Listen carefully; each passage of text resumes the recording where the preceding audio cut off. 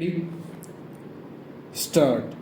As I already stated, there has been congestion or over congestion of work before both the houses of parliament, and when this bill was drafted, two important considerations were taken into account. So far as president made laws in the states were concerned, what the president had to do was to consult an advisory committee. So far as this committee was concerned, originally the idea was that the members ought to be 10 from the other house and 5 from this house, but it was found that honorable members from Kerala were much more than this advisory committee. This number stopped. It was also felt advisable that on this advisory committee there ought to be members from other parts of India as well as those members who would take interest in matters relating to legislation in Kerala. Therefore, the government accepted as honorable members' view in the other house, and the strength has been increased from 10 to 14 so far as the other house is concerned, and from 5 to 7 so far as this house is concerned. The total number of members from Kerala in both the houses is 12 plus 6. It is possible, therefore, to appoint some other members also, and this power has been given to the speaker in the other house and to the chairman in this house.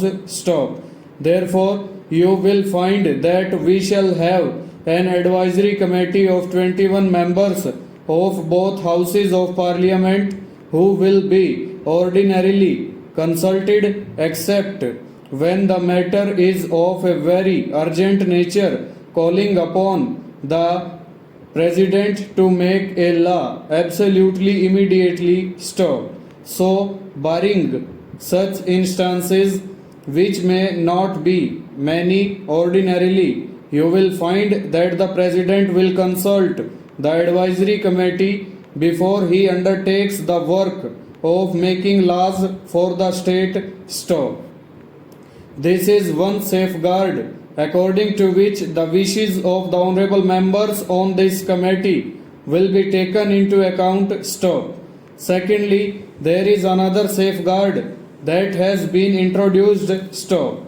After the president has made the laws, copies of such enactments will have to be placed on the table of both the houses of parliament, and thereafter it would be open to the parliament to consider them and suggest any amendments. If, for example, one house suggests certain amendments and then those amendments are accepted by the other house, then naturally it is incumbent on the president to issue another ordinance accepting the modifications or the amendments suggested jointly by both houses of parliament together. Thus, you will find that though the president is to be armed with legislative powers, these safeguards have been purposely introduced. Over.